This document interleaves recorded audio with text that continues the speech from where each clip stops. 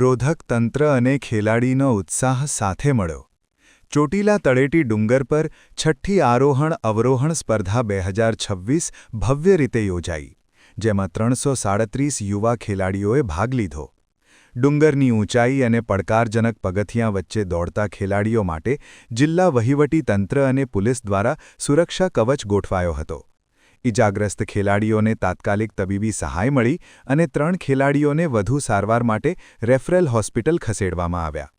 સ્પર્ધા દરમિયાન વહીવટી તંત્રની સંવેદનશીલતા અને નક્કર આયોજનને કારણે કોઈ મોટી દુર્ઘટના નહીં થઈ અને ખેલાડીઓ સુરક્ષિત રીતે પાર પડ્યા.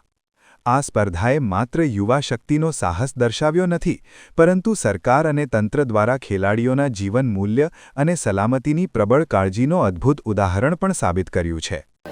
રમતગમત યુવા અને સાંસ્કૃતિક પ્રવૃત્તિઓ વિભાગ, ગુજરાત સરકાર, કમિશનર શ્રી યુવક સેવા અને સાંસ્કૃતિક પ્રવૃત્તિઓ, ગાંધીનગર, જિલ્લા યુવા અને સાંસ્કૃતિક પ્રવૃત્તિઓની કચેરી, સુરેન્દ્રનગર તેમજ જિલ્લા વહીવટી તંત્ર તરફથી આ છઠ્ઠી ચોટીલા આરોહણ-અવરોહણ સ્પર્ધા અત્યારે સંપન્ન કરવામાં આવી છે.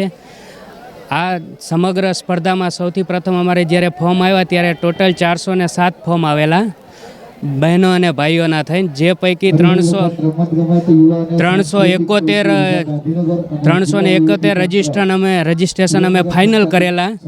એ પૈકી આજે 333 સ્પર્ધકોએ ભાગ લીધેલો છે, જેમાં 104 બહેનો અને 229 ભાઈઓએ ભાગ લીધેલો છે. સરકાર તરફથી 101 નંબરથી લઈ અને 10 નંબર સુધી રોકડ ઇનામ અને ટ્રોફી અમારે આપવામાં જ આવે છે ભાઈઓ અને બહેનોમાં. આ વર્ષે હરિઓમ આશ્રમ સુરત અને અનુબંધ સંસ્થા સુરેન્દ્રનગર તરફથી તમામ સાહસિક ભાઈઓને 11થી લઈ અને 25 નંબર સુધીના જે નંબર મેળવો છે ભાઈઓ અને બહેનો, તેઓને પણ ટ્રોફી અને રોકડ ઇનામ આપી અને પ્રોત્સાહિત કરવામાં આવ્યા છે. અત્રે જે વિજેતા બનેલ છે 1 થી 10 ક્રમાંકના ભાઈઓ અને બહેનો, એ તમામ હવે ફેબ્રુઆરીના પ્રથમ સપ્તાહમાં જ્યારે નેશનલ ગિરનાર આરોહણ-અવરોહણ સ્પર્ધા યોજાશે, એમાં સુરેન્દ્રનગર જિલ્લાનું પ્રતિનિધિત્વ કરશે.